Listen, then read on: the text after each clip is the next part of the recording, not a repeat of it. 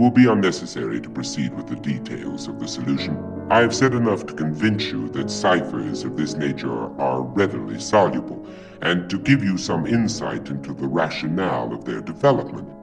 But be assured that the specimen before us appertains to the very simplest species of cryptograph. It now only remains to give you the full translation of the characters upon the parchment as unriddled. Here it is. A good glass in the bishop's hostel in the Devil's Seat, 41 degrees and 13 minutes northeast and by north, main branch, 7th limb, east side. Shoot from the left eye of the death's head a beeline from the tree through the shot 50 feet out.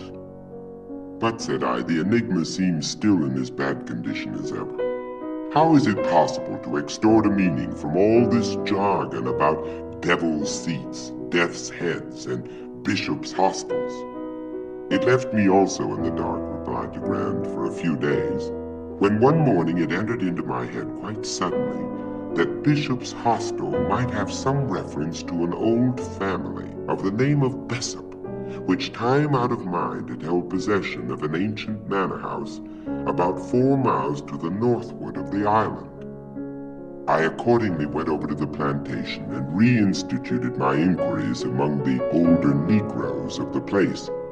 At length, one of the most aged of the women said that she had heard of such a place as Bessop's Castle, and thought that she could guide me to it, but that it was not a castle nor a tavern, but a high rock.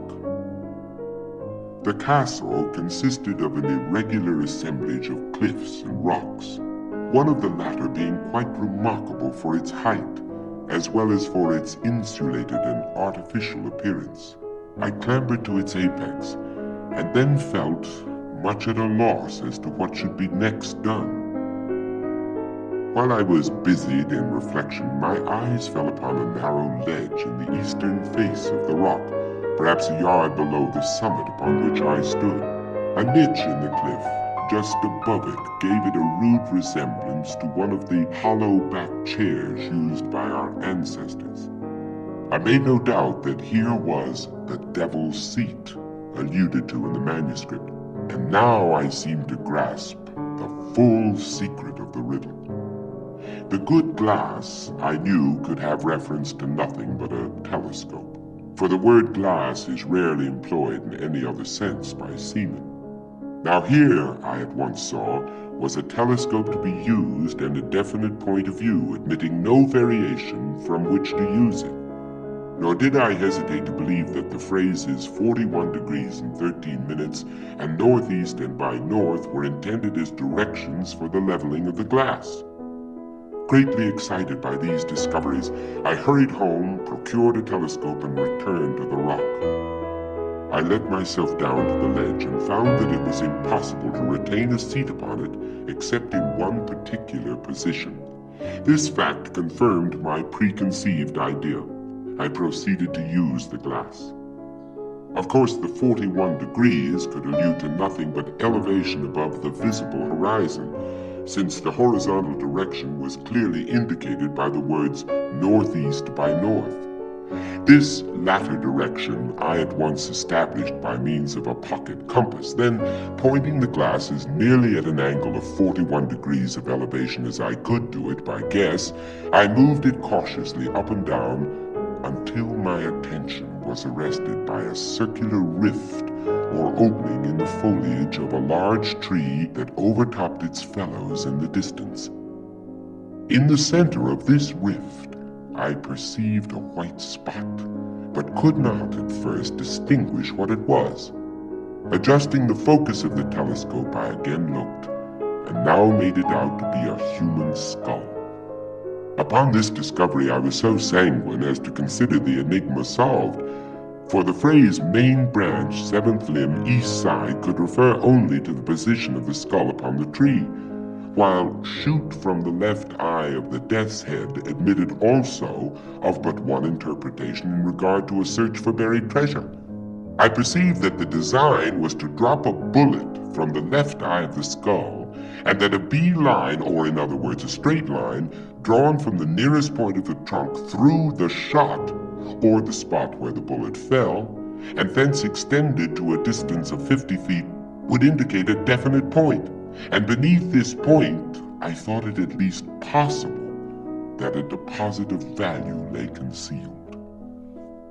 Having carefully taken the bearings of the tree, I turned homeward. The instant I left the Devil's Seat, however, the circular rift vanished, nor could I get a glimpse of it afterward, turn as I would. What seems to me the chief ingenuity in this whole business is the fact, for repeated experiment has convinced me it is a fact, that the circular opening in question is visible from no other attainable point of view than that afforded by the narrow ledge upon the face of the rock.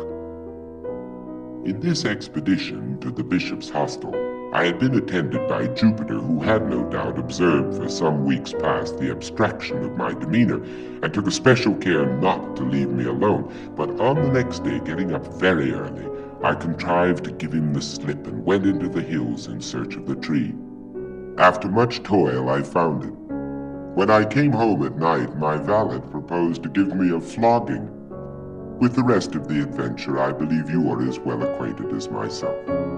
I suppose, said I, you missed the spot in the first attempt at digging through Jupiter's stupidity in letting the bug fall through the right instead of through the left eye of the skull. Precisely. This mistake made a difference of about 2.5 inches in the shot. That is to say, in the position of the peg nearest the tree. And had the treasure been beneath the shot, the error would have been of little moment. But the shot, together with the nearest point of the tree, were merely 2 points for the establishment of a line of direction. Of course, the error, however trivial in the beginning, increased as we proceeded with the line, and by the time we had gone 50 feet, threw us quite off the scent. But for my deep-seated impressions that treasure was here somewhere actually buried, we might have had all our labor in vain. But your grandiloquence and your conduct in swinging the beetle, how excessively odd. I was sure you were mad.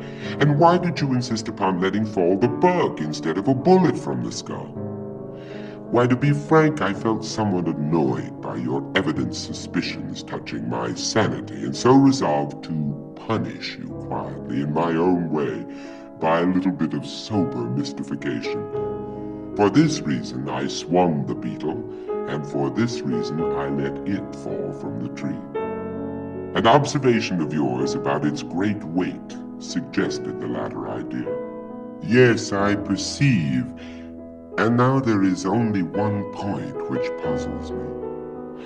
What are we to make of the skeletons found in the hole? That is a question I am no more able to answer than yourself. There seems, however, only one plausible way of accounting for them, and yet it is dreadful to believe in such atrocity as my suggestion would imply. It is clear that Kidd, if Kidd indeed secreted this treasure, which I doubt not, it is clear that he must have had assistance in the labor. But this labor concluded, he may have thought it expedient to remove all participants in his secret. Perhaps a couple of blows with a mattock were sufficient, while his coadjutors were busy in the pit. Perhaps it required a dozen.